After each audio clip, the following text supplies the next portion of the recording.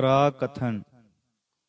ਇਸ ਸ਼ਬਦ ਵਿੱਚ ਗੁਰੂ ਜੀ ਨੇ ਆਪਣੇ ਨਿਰਾਲੇ ਹਉ ਰਹਿਤ ਢੰਗ ਤੇ ਆਪਣੇ ਸੰਸਾਰ ਵਿੱਚ ਕੀਤੇ ਜਾ ਰਹੇ ਕਾਰਜ ਨੂੰ ਵਰਣਨ ਕੀਤਾ ਹੈ। ਉਸ ਨੂੰ ਜੋ ਪਰਮ ਉੱਤਮ ਫਲ ਲੱਗਾ ਉਹ ਵੀ ਦਰਸਾਇਆ ਹੈ ਤੇ ਇਸ ਸਾਰੇ ਵਿੱਚ ਪ੍ਰੇਮੀ ਪੁਰਖ ਲਈ ਪ੍ਰਭੂ ਪ੍ਰਾਪਤੀ ਦਾ ਪਰਮ ਉੱਤਮ ਉਪਦੇਸ਼ ਹੈ। ਇੱਕ ਓੰਕਾਰ ਸਤਿਗੁਰ ਪ੍ਰਸਾਦ। ਸ੍ਰੀ ਰਾਗ ਮਹੱਲਾ ਪਹਿਲਾ ਘਰ ਤੀਜਾ। ਜੋਗੀ ਅੰਦਰ ਜੋਗੀਆ ਤੂੰ ਭੋਗੀ ਅੰਦਰ ਭੋਗੀਆ। ਹੇ ਕਰਤਾਰ, ਤੂੰ ਆਪ ਵਰਗ ਵਿੱਚ ਰਹਿਣ ਵਾਲੇ ਜੋਗੀਆਂ ਵਿੱਚ ਜੋਗੀ ਹੈ ਤੇ ਭੋਗ ਵਿੱਚ ਰਹਿਣ ਵਾਲੇ ਭੋਗੀਆਂ ਵਿੱਚ ਭੋਗੀ ਹੈ। ਤੇਰਾ ਅੰਤ ਨ ਪਾਇਆ ਸੁਰਗ ਮਛ ਪਿਆਲ ਜੀਓ। ਤੇਰਾ ਅੰਤ ਨਾ ਕਿਸੇ ਨੇ ਸੁਰਗ ਵਿੱਚ ਪਾਇਆ, ਨਾ ਪਤਾਲ ਵਿੱਚ, ਨਾ ਹੀ ਮਾਤਲੋਕ ਵਿੱਚ ਪਾਇਆ ਹੈ। ਹਉ ਵਾਰੀ ਹਉ ਵਾਰਨੈ ਕੁਰਬਾਨ ਤੇਰੇ ਨਾਵਨੋ ਰਹਾਉ। ਮੈਂ ਤੇਰੇ ਤੋਂ ਸਦਕੇ ਹਾਂ, ਹਾਂ ਮੈਂ ਸਦਕੇ ਹਾਂ, ਤੇ ਤੇਰੇ ਨਾਮ ਤੋਂ ਵੀ ਸਦਕੇ ਹਾਂ, ਜਿਸ ਨਾਮ ਨਾਲ ਕਿ ਤੇਰੇ ਵਿੱਚ ਪਿਆਰ ਪੈ ਜਾਂਦਾ ਹੈ। ਰਹਾਉ। ਤੁਧ ਸੰਸਾਰ ਉਪਾਇਆ ਸਿਰੇ ਸਿਰ ਧੰਦੇ ਲਾਇਆ। ਹੇ ਕਰਤਾ, ਤੂੰ ਹੋ ਸੰਸਾਰ ਪੈਦਾ ਕੀਤਾ। ਸਿਰੇ ਸਿਰ ਭਾਵ ਹਰ ਇੱਕ ਜੀਵ ਨੂੰ ਵੱਖੋ ਵੱਖ ਕੰਮਾਂ ਵਿੱਚ ਲਾ ਦਿੱਤਾ ਹੈ। ਵੇਖ ਹੈ ਕੀਤਾ ਆਪਣਾ ਕਰ ਕੁਦਰਤ ਪਾਸਾ ਢਾਲ ਜੀਓ। ਫੇਰ ਤੂੰ ਇਸ ਆਪਣੇ ਰਚੇ ਹੋਏ ਸੰਸਾਰ ਨੂੰ ਵੇਖਦਾ ਭਾਵ ਸੰਭਾਲਦਾ ਹੈ। ਆਪ ਨੇ ਕੁਦਰਤ ਐਸੀ ਰਚੀ ਹੈ ਕਿ ਜਿਸ ਵਿੱਚ ਚੌਂਪੜ ਦੀ ਖੇਡ ਵਾਂਗੂ ਪਾਸਾ ਢਾਲੀ ਹੋ ਰਹੀ ਹੈ। ਚੌਂਪੜ ਵਿੱਚ ਤ੍ਰੈ ਪਾਸੇ ਹੁੰਦੇ ਹਨ। ਇੱਥੇ ਤ੍ਰੈ ਗੁਣ ਰੂਪੀ ਕੁਦਰਤ ਹੈ। ਜੀਵ ਨਰਦਾ ਹਨ, ਮੋਖ ਲਈ ਯਤਨ ਹੋ ਰਹੇ ਹਨ। ਮੋਖ ਲਈ ਭਾਵ ਇਸ ਕਰਕੇ ਹੈ ਕਿ ਅਗਲੀ ਤੁਕ ਵਿੱਚ ਈਸ਼ਵਰ ਪ੍ਰਾਪਤੀ ਦਾ ਜ਼ਿਕਰ ਚੱਲ ਪੈਂਦਾ ਹੈ। ਪ੍ਰਗਟ ਪਹਾਰੈ ਜਾਪਦਾ ਸਭ ਨਾਵੈ ਨੋ ਪ੍ਰਤਾਪਦਾ। ਹੁਣ ਪ੍ਰਾਪਤੀ ਦਾ ਉਪਾਅ ਦੱਸਦੇ ਹਨ। ਤੂੰ ਇਸ ਸੰਸਾਰ ਪਸਾਰੇ ਵਿੱਚ ਜ਼ਾਹਰਾ ਦਿਸਦਾ ਹੈ। ਜਾਣੇ ਜਾਣੇ ਸਭ ਕੋਈ ਤੇਰੇ ਨਾਮ ਨੂੰ ਹੀ ਪਿਆ ਤੜਫਦਾ ਹੈ। ਸਤਿਗੁਰ ਬਾਝ ਨਾ ਪਾਇਓ ਸਭ ਮੋਹੀ ਮਾਇਆ ਜਾਲ ਜੀਓ। ਪਰ ਸਭ ਸ੍ਰਿਸ਼ਟੀ ਮਾਇਆ ਦੇ ਜਾਲ ਵਿੱਚ ਫਸੀ ਹੋਈ ਹੈ। ਇਸ ਕਰਕੇ ਸਤਿਗੁਰੂ ਤੋਂ ਬਿਨਾਂ ਤੈਨੂੰ ਕਿਸੇ ਨੇ ਨਹੀਂ ਪਾਇਆ। ਭਾਵ ਇਹ ਹੈ ਕਿ ਜਗਤ ਜੋ ਪਦਾਰਥਾਂ ਦੇ ਮਗਰ ਭੱਜ ਰਿਹਾ ਹੈ, ਉਹ ਅਸਲ ਵਿੱਚ ਧੁਰ ਅੰਦਰਲੀ ਆਤਮਾ ਦੀ ਤੜਫ ਪਰਮੇਸ਼ਰ ਦੀ ਪ੍ਰਾਪਤੀ ਭਾਵ ਨਾਮ ਦੇ ਲਈ ਹੈ। ਪਰ ਮਾਇਆ ਕਰਕੇ ਜੀਵ ਉਸ ਨੂੰ ਸਮਝਦੇ ਨਹੀਂ। ਇਸ ਮਾਇਆ ਦੇ ਕੱਟਣ ਲਈ ਗੁਰੂ ਦੀ ਲੋੜ ਹੈ। ਫਿਰ ਉਹੀ ਪਦਾਰਥਕ ਤੜਫ ਪਰਮਾਰਥਿਕ ਤੜਪ ਸਹੀ ਹੋ ਆਵੇਗੀ। ਸਤਿਗੁਰ ਕਉ ਬਲ ਜਾਈਐ ਚਿਤ ਮਿਲਿਐ ਪਰਮ ਗਤ ਪਾਈਐ। ਤਾਂ ਤੇ ਸਤਿਗੁਰੂ ਤੋਂ ਸਦਕੇ ਜਾਣਾ ਚਾਹੀਏ, ਜਿਸ ਦੇ ਮਿਲਿਆਂ ਪੂਰਨ ਗਤੀ ਪੂਰਨ ਮੁਕਤੀ ਪਾ ਲਈਦੀ ਹੈ। ਸੁਰ ਨਰ ਮੁਨ ਜਨ ਲੋਚਦੇ ਸੋ ਸਤਿਗੁਰ ਦੀਆ ਬੁਝਾਏ ਜੀਓ। ਮੁਕਤੀ ਦਾ ਸਰੂਪ ਪ੍ਰਗਟ ਪਹਾਰੈ ਜਾਪਦਾ ਦੀ ਲਖਤਾ ਹੈ। ਜਿਸ ਨੂੰ ਸੁਰ ਨਰ ਤੇ ਮੁਨੀ ਜਨ ਲੋਚਦੇ ਹਨ, ਉਹ ਪ੍ਰਗਟ ਪਹਾਰੈ ਵਾਲਾ ਕਰਤਾਰ ਸਤਿਗੁਰੂ ਜੀਵਾਂ ਨੂੰ ਬੁਝਾ ਅਰਥਾਤ ਲਿਖਾ ਦਿੰਦਾ ਹੈ। ਸਤ ਸੰਗਤ ਕੈਸੀ ਜਾਣੀਐ ਜਿਥੈ ਏਕੋ ਨਾਮ ਵਖਾਣੀਐ। ਜਿੱਥੇ ਸਤਿਗੁਰੂ ਵਸਦਾ ਹੈ, ਉਸ ਸਤ ਸੰਗਤ ਨੂੰ ਕੀਕੂ ਪਛਾਣੀਏ। ਉੱਤਰ: ਜਿੱਥੇ ਇੱਕੋ ਨਾਮ ਦਾ ਜ਼ਿਕਰ ਵਿਆਖਿਆ ਹੁੰਦੀ ਹੋਵੇ, ਉਹ ਸਤ ਸੰਗਤ ਹੈ। ਏਕੋ ਨਾਮ ਹੁਕਮ ਹੈ ਨਾਨਕ ਸਤਿਗੁਰ ਦੀਆ ਬੁਝਾਏ ਜੀਓ। ਕਿਉਂਕਿ ਵਾਹਿਗੁਰੂ ਦਾ ਹੁਕਮ ਉਸ ਇੱਕੋ ਦੇ ਨਾਮ ਸਿਮਰਨ ਦਾ ਹੈ। ਹੇ ਨਾਨਕ, ਉਹ ਨਾਮ ਦਾ ਹੁਕਮ ਸਤਿਗੁਰੂ ਨੇ ਬੁਝਾ ਦਿੱਤਾ ਹੈ। ਇਹੋ ਜਗਤ ਭਰਮ ਭੁਲਾਇਆ, ਆਪਹੁ ਤੁਧ ਖੁਆਇਆ। ਹੁਣ ਪਿੱਛੇ ਕਹੇ ਮਾਇਆ ਜਾਲ ਦਾ ਹਾਲ ਦੱਸਦੇ ਹਨ। ਇਹ ਜਗਤ ਭਰਮ ਵਿੱਚ ਭੁੱਲਾ ਪਿਆ ਹੈ, ਤੂੰ ਆਪਣੇ ਤੋਂ ਭੁੱਲਾ ਰੱਖਿਆ ਹੈ।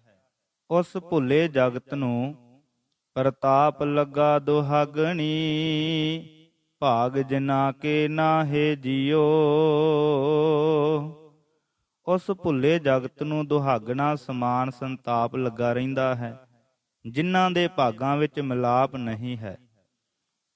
ਦੁਹਾਗਣੀ ਕਿਆ ਨਿਸ਼ਾਨੀਆ, ਖਸਮੋ ਕੁਥੀਆ ਫਿਰ ਹੈ ਨਿਮਾਣੀਆ। ਪ੍ਰਸ਼ਨ, ਦੁਹਾਗਣਾ ਛੁੱਟੜਾਂ ਦੀਆਂ ਨਿਸ਼ਾਨੀਆਂ ਕੀ ਹਨ? ਉੱਤਰ, ਉਹ ਆਪਣੇ ਪਤੀ ਤੋਂ ਘੁੱਥੀਆਂ ਮਾਣਹੀਣ ਹੋਈਆਂ ਭਟਕਦੀਆਂ ਫਿਰਦੀਆਂ ਹਨ। ਮੈਲੇ ਵੇਸ ਤਿਨਾ ਕਾਮਣੀ, ਦੁਖੀ ਰਹਿਣ ਵਿਹਾਏ ਜੀਓ। ਹਾਂ, ਉਹਨਾਂ ਛੁੱਟੜਾਂ ਇਸਤਰੀਆਂ ਦੇ ਵੇਸ ਮੈਲੇ ਹੁੰਦੇ ਹਨ ਤੇ ਰਾਤ ਦੁੱਖਾਂ ਵਿੱਚ ਬੀਤਦੀ ਹੈ। ਭਾਵ ਪਰਮੇਸ਼ਰ ਤੋਂ ਭੁੱਲਿਆਂ ਨੂੰ ਸਤ ਸੰਗ ਦਾ ਆਦਰ, ਪਿਆਰ, ਆਸਰਾ ਨਹੀਂ ਮਿਲਦਾ। ਸੁਭਾਵ ਉਹਨਾਂ ਦੇ ਮੈਲੇ ਹੁੰਦੇ ਹਨ ਤੇ ਉਮਰ ਉਹਨਾਂ ਦੀ ਸੰਸਾਰਕ ਦੁੱਖਾਂ ਸੁੱਖਾਂ ਕਰਕੇ ਚਿੰਤਾ ਤੇ ਪੀੜਾ ਵਿੱਚ ਬੀਤਦੀ ਹੈ। ਸੁਹਾਗਣੀ ਕਿਆ ਕਰਮ ਕਮਾਇਆ, ਪੂਰਬ ਲਿਖਿਆ ਫਲ ਪਾਇਆ। ਸੁਹਾਗਣਾ ਨੇ ਕੀ ਕਰਮ ਕਮਾਇਆ ਹੈ? ਉੱਤਰ, ਪਿਛਲਾ ਲਿਖਿਆ ਹੋਇਆ ਜੋ ਸੀ ਉਸ ਦਾ ਫਲ ਉਹਨਾਂ ਨੇ ਪਾਇਆ ਹੈ। ਨਦਰ ਕਰੇ ਕੈ ਆਪਣੀ, ਆਪੇ ਲਏ ਮਿਲਾਏ ਜੀਓ। ਉਹਨਾਂ ਉੱਤੇ ਹੁਣ ਆਪਣੀ ਮਿਹਰ ਕਿਰਪਾ ਦ੍ਰਿਸ਼ਟੀ ਕਰਕੇ ਵਾਹਿਗੁਰੂ ਆਪੇ ਆਪਣੇ ਨਾਲ ਮਿਲਾ ਲਏਗਾ। ਭਾਵ ਫਲ ਤੋਂ ਭਾਵ ਕਰਮ ਲੈਂਦੇ ਹਨ ਤੇ ਉਸ ਅਨੁਸਾਰ ਪੂਰਬਲਾ ਲਿਖਿਆ। ਗੁਰਬਾਣੀ ਵਿੱਚ ਇਹ ਗੱਲ ਆਉਂਦੀ ਹੈ, ਹੁਕਮ ਚਲਾਏ ਆਪਣੇ, ਕਰਮੀ ਵਹਿ ਕਲਾਮ। ਵਾਰ ਸਾਰੰਗ ਮਹੱਲਾ ਪਹਿਲਾ। ਹੁਕਮ ਜਿਨ੍ਹਾਂ ਨੂੰ ਮਨਾਇਆ, ਤਿਨ ਅੰਤਰ ਸ਼ਬਦ ਵਸਾਇਆ।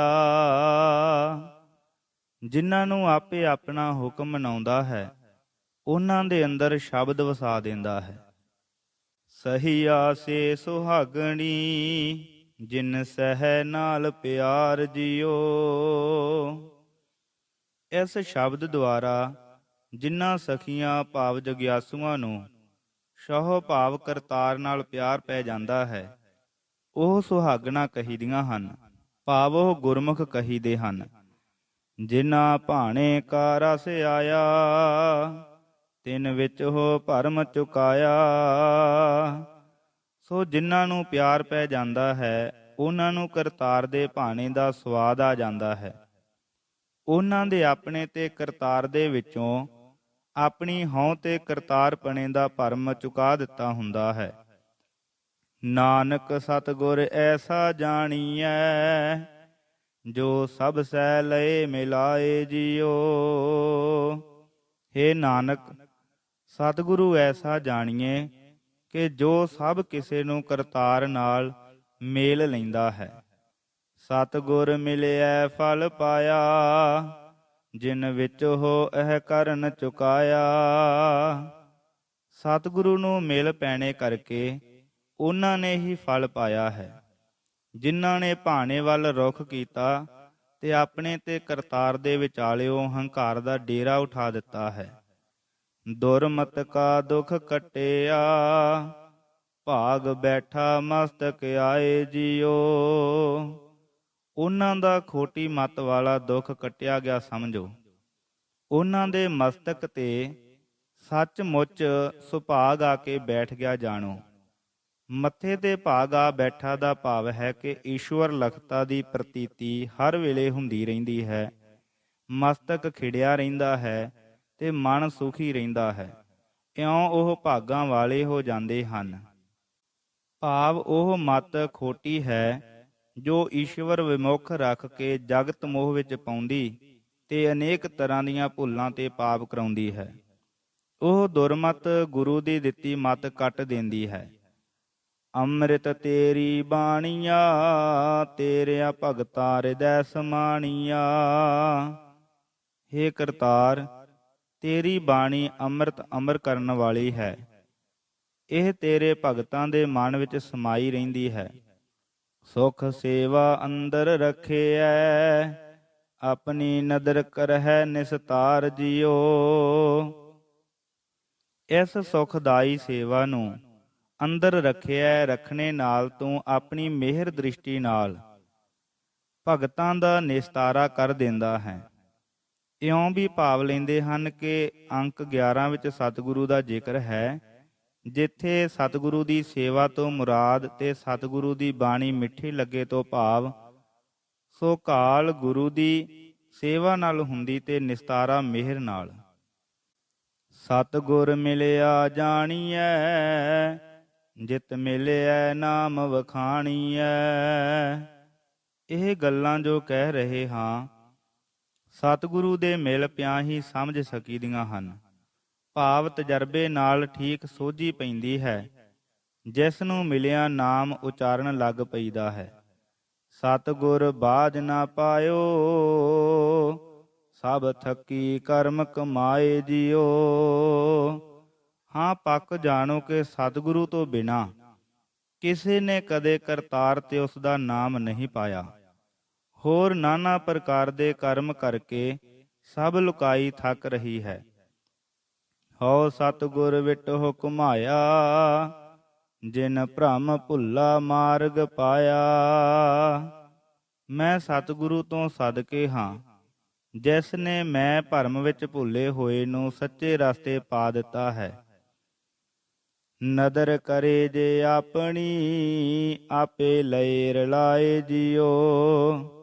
ਹਾਂ, ਸਤਿਗੁਰੂ ਜਦ ਆਪਣੀ ਮਿਹਰ ਦ੍ਰਿਸ਼ਟੀ ਕਰਦਾ ਹੈ ਤਾਂ ਆਪਣੇ ਨਾਲ ਆਪੇ ਰਲਾ ਲੈਂਦਾ ਹੈ। ਅੰਕ 3 ਵਿੱਚ ਫਰਮਾਇਆ ਸੀ ਕਿ ਕਰਤਾਰ ਸੰਸਾਰ ਪਸਾਰੇ ਵਿੱਚ ਜ਼ਾਹਰਾ ਤੇ ਪ੍ਰਤੱਖ ਦਿਸ ਰਿਹਾ ਹੈ। ਪ੍ਰਸ਼ਨ ਹੁੰਦਾ ਹੈ, ਉਹ ਜੇ ਪ੍ਰਗਟ ਹੈ ਤਾਂ ਹਰ ਕਿਸੇ ਨੂੰ ਕਿਉਂ ਨਹੀਂ ਦਿਸਦਾ?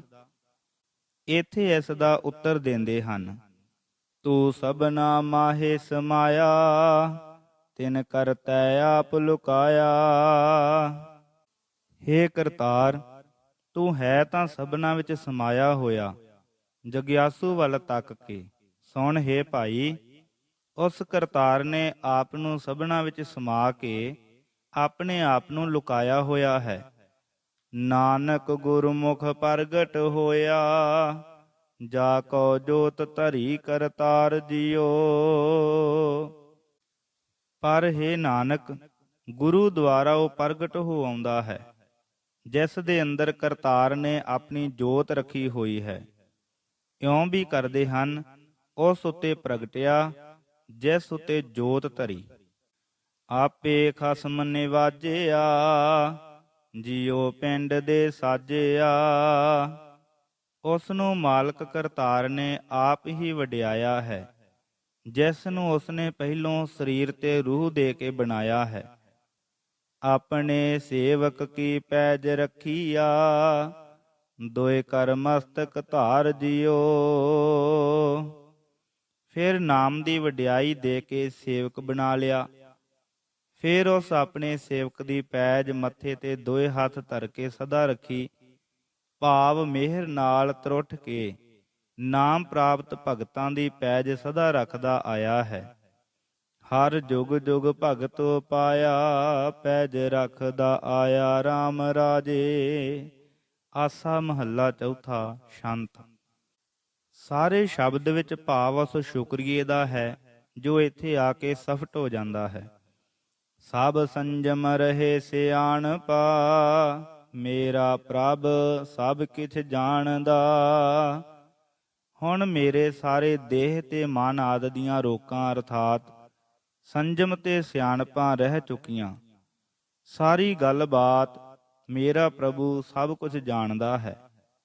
ਪ੍ਰਗਟ ਪ੍ਰਤਾਪ ਵਰਤਾਇਓ, ਸਭ ਲੋਕ ਕਰੈ ਜੈਕਾਰ ਜਿਉ। ਮੇਰਾ ਪ੍ਰਤਾਪ ਜਾਹਰਾ ਵਰਤਾ ਦਿੱਤਾ ਹੈ, ਸਭ ਲੋਕ ਜੈ ਜੈਕਾਰ ਕਰ ਰਹੇ ਹਨ। ਬੜੇ ਉੱਚੇ ਸ਼ੁਕਰ ਨਾਲ ਸਰਸ਼ਾਰ ਹਨ, ਆਪਣੇ ਦੁਆਰਾ ਜੀਵਾਂ ਨੂੰ ਉਪਦੇਸ਼ ਦੇ ਰਹੇ ਹਨ। ਪਰ ਝਲਕ ਪੈ ਰਹੀ ਹੈ ਕਿ ਗੁਰੂ ਜੀ ਦਾ ਪ੍ਰਤਾਪ ਤਦੋਂ ਜਗਤ ਵਿਖਿਆਤ ਤੇ ਅਮਿਤ ਹੋ ਰਿਹਾ ਹੈ। ਮੇਰੇ ਗੁਣ ਅਵਗੁਣ ਨਾ ਵਿਚਾਰਿਆ, ਪ੍ਰਭ ਆਪਣਾ ਬਿਰਦ ਸਮਾਰਿਆ। ਤੂੰ ਹੈ ਪ੍ਰਭੂ ਮੇਰੇ ਗੁਣ ਅਵਗੁਣ ਨਹੀਂ ਵਿਚਾਰੇ। ਹੇ ਪ੍ਰਭੂ ਤੂੰ ਆਪਣਾ ਬਿਰਦ ਸੰਭਾਲਿਆ ਹੈ।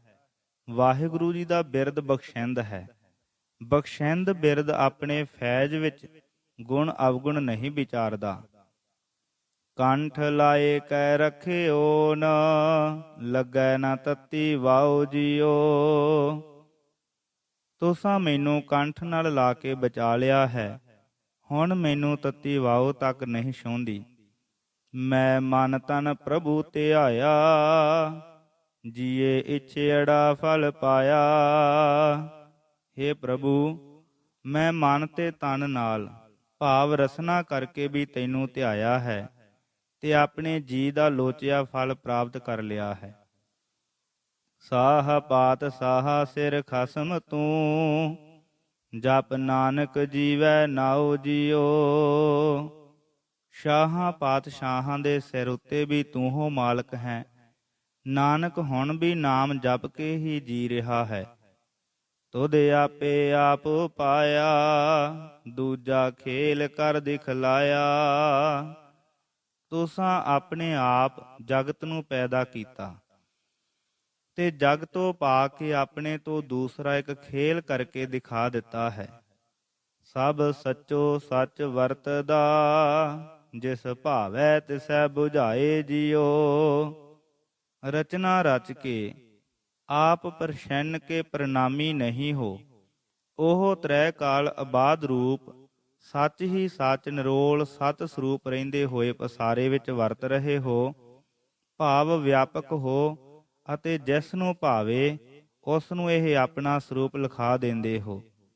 ਗੁਰ ਪ੍ਰਸਾਦੀ ਪਾਇਆ, ਤਿਥੈ ਮਾਇਆ ਮੋਹ ਚੁਕਾਇਆ।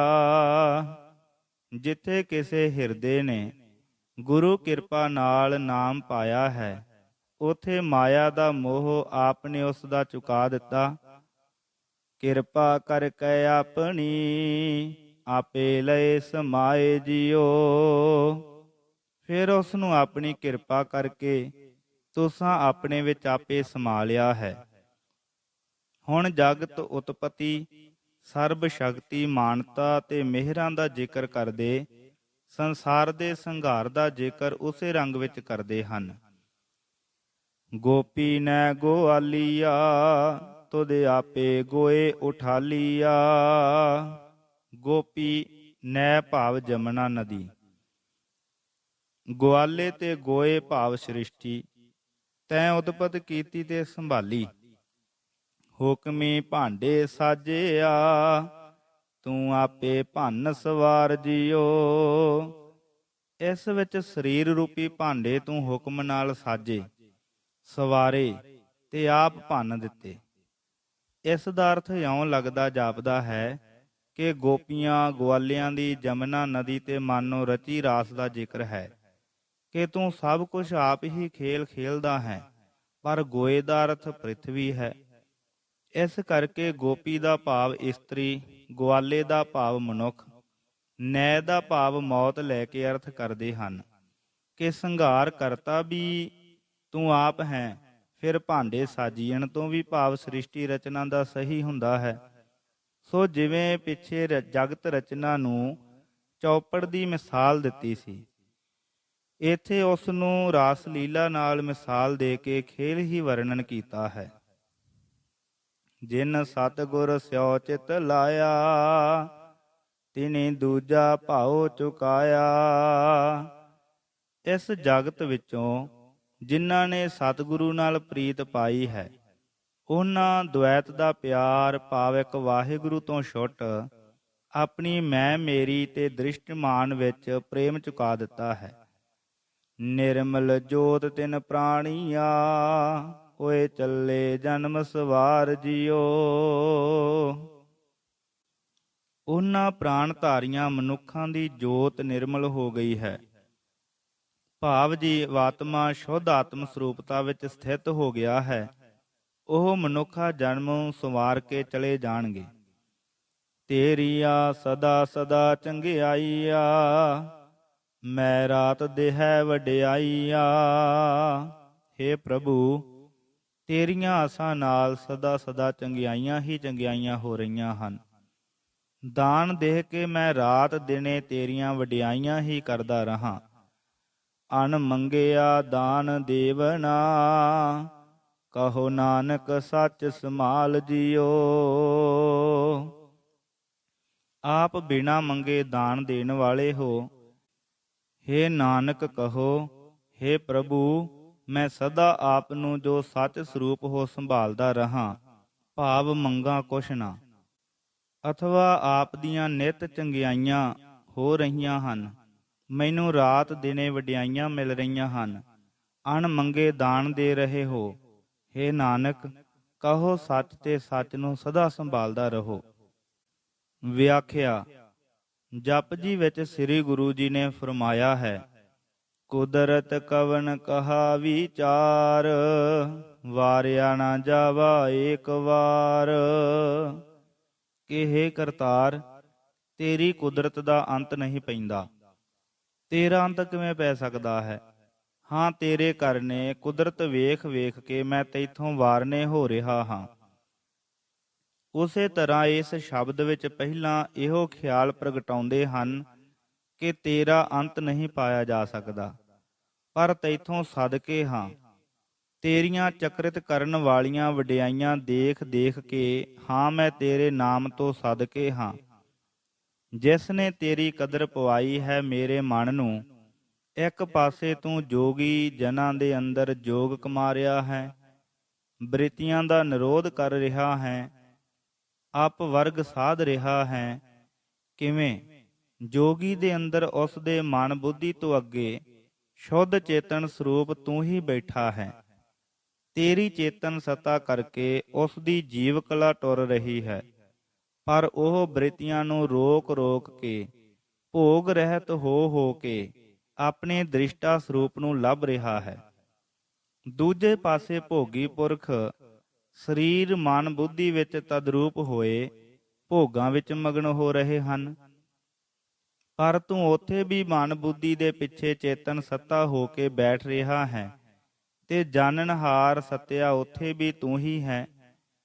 ਕਿਕੂ ਤੂੰ ਸਭ ਤੋਂ ਭਿੰਨ ਤੇ ਲੇਪ ਹੁੰਦਾ ਹੋਇਆ ਸਾਰੇ ਰੰਗਾਂ ਵਿੱਚ ਆਪ ਹੀ ਵਿਆਪ ਰਿਹਾ ਹੈ।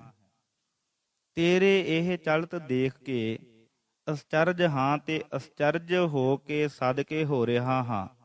ਰਹਾਉ ਦੀ ਤੁਕ ਇਹ ਹੈ, ਹਉ ਵਾਰੀ ਹਉ ਵਾਰਨੈ, ਕੁਰਬਾਨ ਤੇਰੇ ਨਾਮਨੋ। ਅੰਕ 2 ਵਿੱਚ ਦੱਸਦੇ ਹਨ ਕਿ ਸੰਸਾਰ ਤੂੰ ਹੀ ਰਚਿਆ ਹੈ, ਰਚ ਕੇ ਸਭ ਨੂੰ ਆਪੋ ਆਪਣੇ ਧੰਦੇ ਦੇ ਕੇ ਰੁੰਨ ਰੱਖਿਆ ਹੈ। ਆਪਣੀ ਕੀਤੀ ਨੂੰ ਆਪ ਦੇਖ ਸੰਭਾਲ ਰਿਹਾ ਹੈ। ਇਹ ਰਚਨਾ ਤੂੰ ਕਾਦਰ ਕਰਤਾ ਨੇ ਕੁਦਰਤ ਕਰਕੇ ਰਚੀ ਹੈ, ਤੇ ਇਸ ਵਿੱਚ ਇੱਕ ਚੌਪੜ ਦੀ ਖੇਡ ਵਾਂਗੂ ਪਾਸਾ ਢਾਲੀ ਹੋ ਰਹੀ ਹੈ। ਜੀਵ ਨਰਦਾਂ ਵਾਂਗੂ ਪੁੱਗਦੇ ਹਨ, ਪੁੱਗ ਕੇ ਤੈਨੂੰ ਪ੍ਰਾਪਤ ਹੁੰਦੇ ਹਨ, ਪਰ ਇਹ ਪੁੱਗਣਾ ਨਾਮ ਨਾਲ ਹੁੰਦਾ ਹੈ। ਤੂੰ ਆਪਣੀ ਕੁਦਰਤ ਦੇ ਪਸਾਰੇ ਵਿੱਚ ਪ੍ਰਗਟ ਜ਼ਾਹਰਾ ਜ਼ਹੂਰ ਪ੍ਰਤੀਤ ਦੇ ਰਿਹਾ ਹੈ, ਪਰ ਨਾਮ ਬਿਨਾਂ ਇਹ ਪ੍ਰਤੀਤੀ ਨਹੀਂ ਪੈਦਾ ਹੁੰਦੀ। ਜੋ ਲੋਕ ਇਹ ਗੱਲ ਜਾਣਦੇ ਹਨ ਉਹ ਨਾਮ ਪ੍ਰਾਪਤੀ ਨੂੰ ਤੜਫਦੇ ਹਨ, ਪਰ ਜੋ ਨਹੀਂ ਜਾਣਦੇ ਉਹ ਜੋ ਸੁੱਖਾਂ ਲਈ ਤੜਫਦੇ ਹਨ, ਉਹ ਤੜਫਣੀ ਵੀ ਅਸਲ ਵਿੱਚ ਆਪ ਦੀ ਪ੍ਰਾਪਤੀ ਦੇ ਸੁੱਖ ਲਈ ਹੈ। ਜੋ ਯਤਨ ਹਨ ਉਹ ਅਸਲ ਵਿੱਚ ਨਾਮ ਲਈ ਤੜਫਣੀ ਹੈ, ਪਰ ਉਹਨਾਂ ਨੂੰ ਸਮਝ ਨਹੀਂ ਪੈਂਦੀ। ਜਿਵੇਂ ਮਿਰਗ ਥਲਾਂ ਦੇ ਰੇਤ ਝਲਕਾਰੇ ਦੇ ਮਗਰ ਭੱਜਦਾ ਹੈ, ਉਹ ਅਸਲ ਵਿੱਚ ਤਾਂ ਸੱਚਮੁੱਚ ਦੇ ਪਾਣੀ ਲਈ ਤੜਫਦਾ ਹੈ। ਚਾਹੋ ਸਮਝਦਾ ਨਹੀਂ ਕਿ ਮੈਂ ਤਾਂ ਥਲ ਦੇ ਮਗਰ ਜਾ ਰਿਹਾ ਹਾਂ, ਪਰ ਭੱਜ ਤਰੁਕ ਹੈ ਤਾਂ ਜਲ ਲਈ। ਇਥੋਂ ਤਾਈਂ ਵਾਹਿਗੁਰੂ ਦੀ ਅਸਚਰਜ ਲੀਲਾ, ਉਸ ਦੀ ਅਮਿਤਤਾ, ਕਰਤਾਰਤਾ ਆਦਿ ਗੁਣ ਵਰਣਨ ਕਰਕੇ ਸ੍ਰਿਸ਼ਟੀ ਦੀ ਤੜਫ ਅਸਲ ਵਿੱਚ ਉਸੇ ਵੱਲ ਹੋਣੀ ਦੱਸ ਕੇ ਨਾਮ ਉਸ ਦਾ ਸਾਧਨ ਦੱਸਿਆ। ਹੁਣ ਇਸੇ ਅੰਕ 3 ਵਿੱਚ ਦੱਸਦੇ ਹਨ ਕਿ ਉਹ ਨਾਮ ਜੋ ਮ੍ਰਿਗ ਦੇ ਭੁਲੇਵੇ ਵਾਂਗੂ ਜੀਵ ਦੇ ਮਾਇਕ ਭੁਲੇਵੇ ਨੂੰ ਦੂਰ ਕਰ ਦੇਵੇ, ਐਸਾ ਸਾਧਨ ਜੋ ਨਾਮ ਹੈ ਸਤਿਗੁਰੂ ਤੋਂ ਬਿਨਾਂ ਨਹੀਂ ਮਿਲਦਾ। ਰਹਾਉ ਵਿੱਚ ਦੱਸਿਆ ਸੀ ਕਿ ਮੈਂ ਤੇਰੇ ਤੋਂ ਕੁਰਬਾਨ ਹਾਂ। ਇਥੋਂ ਤਾਈਂ ਕਰਤਾਰ ਲਈ ਤੂੰ ਆਦ ਪਦ ਸਰਵ ਨਾਮ ਦਾ ਵਰਤਿਆ ਸੀ। ਸੰਗਿਆ ਪਦ ਪ੍ਰਭੂ ਵਾਸਤੇ ਜੋ ਅੰਕ 17 ਵਿੱਚ ਵਰਤਿਆ ਹੈ, ਤੇ ਉਸ ਲਈ ਪਦ ਕਰਤਾ ਤੇ ਕਰਤਾਰ ਅੰਕ 15 ਵਿੱਚ ਵਰਤਿਆ ਹੈ। ਸੋ ਪਤਾ ਲੱਗਾ ਕਿ ਰਹਾਉ ਵਿੱਚ ਪ੍ਰਭੂ ਤੋਂ ਹੀ ਉਸ ਦੇ ਨਾਮ ਤੋਂ ਕੁਰਬਾਨ ਹੋਏ ਹਨ। ਹੁਣ ਅੰਕ 4 ਵਿੱਚ ਸਤਿਗੁਰੂ ਤੋਂ ਬਲਿਹਾਰ ਜਾਂਦੇ ਹਨ, ਜਿਸ ਦੇ ਮਿਲਣ ਨਾਲ ਦੁਰਗਤੀ ਤੇ ਅਧੋਗਤੀ ਦੂਰ ਹੋ ਕੇ ਪਰਮ ਗਤੀ ਪ੍ਰਾਪਤ ਹੁੰਦੀ ਹੈ। ਉਹ ਪਰਮ ਗਤੀ ਕੀ ਹੈ? ਦੀਆ ਬੁਝਾਏ ਜੀਓ। ਉਸ ਪ੍ਰਭੂ ਦੀ ਸੋਝੀ ਜੋ ਸਤਿਗੁਰੂ ਦੇ ਦਿੰਦਾ ਹੈ। ਸਤਿਗੁਰ ਕਿੱਥੇ ਵਸਦਾ ਹੈ ਤੇ ਕੀਕੂ ਸੋਝੀ ਦਿੰਦਾ ਹੈ? ਇਹ ਹੈ ਪ੍ਰਸ਼ਨ ਜੋ ਇੱਥੇ ਕੋ ਵਾਰ ਲੁਪਤੀ ਵਿੱਚ ਹੈ। ਇਸ ਦਾ ਉੱਤਰ ਹੈ ਸਤ ਸੰਗਤ ਵਿੱਚ ਹੈ। ਫਿਰ ਪ੍ਰਸ਼ਨ ਹੈ ਉਸ ਸਤ ਸੰਗਤ ਦਾ ਲੱਛਣ ਕੀ ਹੈ? ਇਹ ਪ੍ਰਸ਼ਨ ਦੇ ਉੱਤਰ ਅੰਕ 5 ਵਿੱਚ ਸਫਟ ਕੀਤਾ ਦੇ ਦਿੱਤਾ ਹੈ। ਜਥਾ ਸਤ ਸੰਗਤ ਕਿਵੇਂ ਜਾਣੀਏ ਪਛਾਣੀਏ? ਉੱਤਰ ਹੈ ਜਿੱਥੇ ਇੱਕੋ ਨਾਮ ਦਾ ਵਰਣਨ ਹੋ ਰਿਹਾ ਹੋਵੇ, ਹੋਰ ਝੇੜੇ ਝਾਂਜੇ ਕੋਈ ਨਾ ਹੋਣ, ਨਾਮ ਦਾ ਸਿਮਰਨ, ਨਾਮ ਦੀ ਉਸਤਤੀ, ਨਾਮ ਦੇ ਗੁਣ, ਨਾਮ ਦਾ ਦਾਨ ਹੋ ਰਿਹਾ ਹੋਵੇ। ਇਹ ਇੱਕ ਪ੍ਰਭੂ ਦਾ ਜੋ ਨਾਮ ਆਰਾਧਨ ਹੈ। ਇਹ ਕਿਸੇ ਦਾ ਆਪਣਾ ਠੱਪਿਆ ਸਾਧਨ ਨਹੀਂ। ਇਹ ਪ੍ਰਭੂ ਦਾ ਹੁਕਮ ਹੈ, ਜਿਸ ਬਾਬਤ ਗੁਰੂ ਜੀ ਦਾ ਆਪਣਾ ਫਰਮਾਨ ਹੈ। ਆਪੀ ਨੈ ਆਪ ਸਾਜਿਓ, ਆਪੀ ਨੈ ਰਚਿਓ ਨਾਉ, ਦੁਈ ਕੁਦਰਤ ਸਾਜੀਐ, ਕਰ ਆਸਨ ਡਿਠੋ ਚਾਉ। ਵਾਰ ਆਸਾ ਮਹੱਲਾ ਪਹਿਲਾ। ਹੁਣ ਪ੍ਰਸ਼ਨ ਹੈ ਕਿ ਇਹ ਗੱਲ ਕਿਸ ਨੇ ਦੱਸੀ ਹੈ? ਤਾਂ ਫਰਮਾਉਂਦੇ ਹਨ ਕਿ ਨਾਨਕ ਸਤਿਗੁਰ ਦੀਆ ਬੁਝਾਏ ਜੀਓ। ਇਹ ਗੱਲ ਕਿ ਨਾਮ ਹੁਕਮ ਹੈ, ਇਹ ਗੱਲ ਤੇ ਇਸ ਦੀ ਸਮਝ ਸਤਿਗੁਰੂ ਸਮਝਾ ਦਿੰਦਾ ਹੈ। ਇਹ ਸਤਿਗੁਰ ਮਿਲਿਆ ਦੀ ਦਸ਼ਾ ਦੱਸੀ। ਹੁਣ ਅੰਕ 6 ਵਿੱਚ ਗੁਰੂ ਨਾਮ ਮਿਲਿਆ ਦੀ ਦਸ਼ਾ ਦੱਸਦੇ ਹਨ। ਇਹ ਜਗਤ ਮਾਇਆ ਮੋਹ ਦੇ ਭਰਮ ਵਿੱਚ ਠੱਗਿਆ ਹੋਇਆ ਭੁੱਲ ਵਿੱਚ ਵਰਤਦਾ ਹੈ। ਉਹ ਆਪ ਨੂੰ ਤੇਰੇ ਤੋਂ ਖਿਜਾਉਂਦਾ ਹੈ, ਪਰ ਠੀਕ ਭਾਵ ਇਉਂ ਜਾਪਦਾ ਹੈ ਕਿ ਮਾਇਆ ਦੀ ਠਗੌਲੀ ਪਾ ਕੇ ਆਪੇ ਨੇ ਆਪਣੇ ਆਪ ਤੋਂ ਜਗਤ ਨੂੰ ਵਖੇਵੇਂ ਵਿੱਚ ਕੀਤਾ ਹੈ। ਕਿਉਂਕਿ ਮਾਇਆ ਬਿਨ ਤਾਂ ਜਗਤ ਸੰਭਵ ਹੀ ਨਹੀਂ, ਤੇ ਮਾਇਆ ਕਰਤੇ ਪੁਰਖ ਦੀ ਆਪਣੀ ਰਚੀ ਜਾਂ ਕੀਤੀ ਹੋਈ ਹੈ। ਮਾਇਆ ਤਾਂ ਮੋਹਣੀ ਤਿਨੈ ਕੀਤੀ, ਜਿਨ ਠਗੌਲੀ ਪਾਈਆ। ਰਾਮਕਲੀ ਆਨੰਦ। ਇਸ ਦਾ ਰੂਪ ਹੈ ਭੁਲਾਉਣਾ। ਇਹ ਮਾਇਆ ਜਿਤ ਹਰ ਵਿਸਰੈ, ਮੋਹ ਉਪਜੈ ਭਾਉ ਦੂਜਾ ਲਾਇਆ। ਰਾਮਕਲੀ ਆਨੰਦ। ਇਸ ਕਰਕੇ ਤੂੰ ਆਪਣੇ ਤੋਂ ਇਸ ਨੂੰ ਭੁਲਾਇਆ ਹੈ। ਸੋ ਇਸ ਸੰਸਾਰ ਵਿੱਚ ਜੋ ਨਹੀਂ ਮਿਲੇ ਸਤਿਗੁਰੂ ਨੂੰ, ਉਹ ਦੁਹਾਗਣੀ ਇਸਤਰੀ ਵਾਂਗੂ ਵਾਹਿਗੁਰੂ ਤੋਂ ਬੇਮੁਖ ਹਨ। ਉਹਨਾਂ ਨੂੰ ਫਲ ਲੱਗਦਾ ਹੈ, ਪਰ ਪਲਸ ਤਾਪ ਭਾਵ ਵਿਸ਼ੇਸ਼ ਤਪਸ, ਸੜਨਾ, ਜਲਣਾ, ਕੜਨਾ। ਅੰਕ 7 ਵਿੱਚ ਦੁਹਾਗਣਵਤ ਦੁਖੀ ਜੀਵਾਂ ਦਾ ਲੱਛਣ ਪੁੱਛਦੇ ਹਨ, ਤੇ ਆਪ ਉੱਤਰ ਦਿੰਦੇ ਹਨ ਕਿ ਉਹ ਵਾਹਿਗੁਰੂ ਤੋਂ ਘੁਸੀਆਂ ਹੋਈਆਂ ਦੁਹਾਗਣਾ ਹਨ, ਭਾਵ ਉਹ ਵਾਹਿਗੁਰੂ ਦਾ ਇਕਰਾਰ ਨਹੀਂ ਕਰਦੀਆਂ। ਉਸ ਦਾ ਮਾਣ ਤਾਣ ਉਹਨਾਂ ਨੂੰ ਪ੍ਰਾਪਤ ਨਹੀਂ। ਜਿਵੇਂ ਦੁਹਾਗਣ ਦਾ ਵੇਸ ਮੈਲਾ ਹੁੰਦਾ ਹੈ, ਤਿਵੇਂ ਵਾਹਿਗੁਰੂ ਬੇਮੁਖ ਦਾ ਆਚਰਣ ਮੈਲਾ। ਦਿਲ ਖੰਡਾਓ ਵਿੱਚ ਮਾਇਆ ਨਾਲ ਮੈਲਾ ਹੈ, ਤੇ ਉਹਨਾਂ ਦੀ ਉਮਰਾ ਦੁੱਖ ਵਿੱਚ ਬੀਤਦੀ ਹੈ। ਅੰਕ 8 ਵਿੱਚ ਫੇਰ ਸਪਸ਼ਟ ਪ੍ਰਸ਼ਨ ਹੈ ਕਿ ਸੁਹਾਗਣਾ ਨੇ ਕੀ ਕਰਮ ਕੀਤਾ ਹੈ। ਜਵਾਬ ਦਿੰਦੇ ਹਨ ਕਿ ਉਹਨਾਂ ਨੇ ਪੂਰਬਲੇ ਲਿਖੇ ਦਾ ਫਲ ਪਾਇਆ ਹੈ। ਕਰਤਾਰ ਉਹਨਾਂ ਨੂੰ ਆਪਣੀ ਮਿਹਰ ਦੀ ਨਜ਼ਰ ਕਰਕੇ ਆਪੇ ਆਪਣੇ ਨਾਲ ਮਿਲਾ ਲੈਂਦਾ ਹੈ ਕਿ ਉਹਨਾਂ ਨੂੰ ਸੁਹਾਗਣ ਵਾਂਗੂ ਗੁਰਮੁਖ ਜੀਵਨ ਪ੍ਰਾਪਤ ਹੋਇਆ ਹੈ। ਸਤਿਗੁਰੂ ਜੀ ਦਾ ਵਾਕ ਹੈ, ਹੁਕਮੇ ਕਰਮ ਕਮਾਵਣੇ ਪਇਐ ਕਿਰਤ ਫਿਰਾਉ। ਸ੍ਰੀ ਰਾਗ ਮਹੱਲਾ ਤੀਜਾ, ਅਸ਼ਟਪਦੀਆਂ। ਅਰਥਾਤ ਕਰਮ ਹੁਕਮ ਵਿੱਚ ਕਮਾਉਣੇ ਹਨ, ਪਰ ਹੁਕਮ ਕੀਤੀ ਕਾਰ ਮੂਜਬ ਪੈਂਦਾ ਹੈ। ਹੁਕਮ ਚਲਾਏ ਆਪਣੇ ਕਰਮੀ ਵਹਿ ਕਲਾਮ। ਵਾਰ ਸਾਰੰਗ ਮਹੱਲਾ ਪਹਿਲਾ। ਪਰ ਕਈ ਸੱਜਣ ਪੂਰਬ ਲਿਖਿਆ ਫਲ ਪਾਇਆ ਦਾ ਅਰਥ ਕਰਦੇ ਹਨ ਕਿ ਅਕਾਲ ਪੁਰਖ ਦੇ ਪਹਿਲੋਂ ਤੋਂ ਲਿਖੇ ਦਾ ਫਲ ਪਾਉਂਦੇ ਹਨ। ਇੱਥੇ ਫਲ ਪਿਆ ਹੈ ਜੋ ਦੱਸਦਾ ਹੈ ਕਿ ਫਲ ਕਿਸੇ ਬੀਜੇ ਜਾਂ ਕੀਤੇ ਦਾ ਹੁੰਦਾ ਹੈ। ਕਰਤਾ ਪੁਰਖ ਦਾ ਤਾਂ ਲਿਖਿਆ ਪਾਈਦਾ ਹੈ। ਲਿਖੇ ਦਾ ਫਲ ਪਾਉਣਾ ਕੁਛ ਇਸ ਅਰਥ ਦੇ ਠੀਕ ਹੋਣ ਵਿੱਚ ਸੰਸ਼ੇ ਬ੍ਰਿਤੀ ਪੈਦਾ ਕਰਦਾ ਹੈ। ਅਸਲ ਵਿੱਚ ਗੁਰੂ ਜੀ ਨੇ ਇੱਥੇ ਨਾ ਤਾਂ ਆਮ ਪ੍ਰਸਿੱਧ ਕਰਮ ਦੀ ਵਿਆਖਿਆ ਕਰ ਰਹੇ ਹਨ, ਨਾ ਈਸ਼ਵਰ ਦੀ ਕਿਰਪਾ ਤੇ ਨਿਆਏ ਦੀ ਵਿਵੇਚਨਾ ਕਰ ਰਹੇ ਹਨ। ਸੁਹਾਗਣੀ ਕਹਿ ਕੇ ਕਰਮ ਅਕਰਮ ਦੀ ਵਿਚਾਰ ਤੋਂ ਉੱਪਰ ਉੱਡਣ ਵਾਲੇ ਪ੍ਰੇਮ ਭਾਵਨਾ ਵਾਲੇ ਪ੍ਰੇਮੀ ਦਾ ਅਹਿਲਾਦ ਤੇ ਸੁਭਾਗ ਭਰਿਆ ਹਾਲ ਕਹਿ ਰਹੇ ਹਨ, ਜਿਨ੍ਹਾਂ ਨੂੰ ਹਰ ਹਾਲ ਹਰ ਰੰਗ ਵਿੱਚ ਕਰਤਾਰ ਦੀ ਜੋਤ ਦਿਸ ਰਹੀ ਹੈ ਤੇ ਪਿਆਰ ਦਾ ਉਮਹਾ ਸੁਰਤ ਨੂੰ ਕਿਸੇ ਰੰਗ ਵਿੱਚ ਰਸਮਈ ਕਰ ਰਿਹਾ ਹੈ।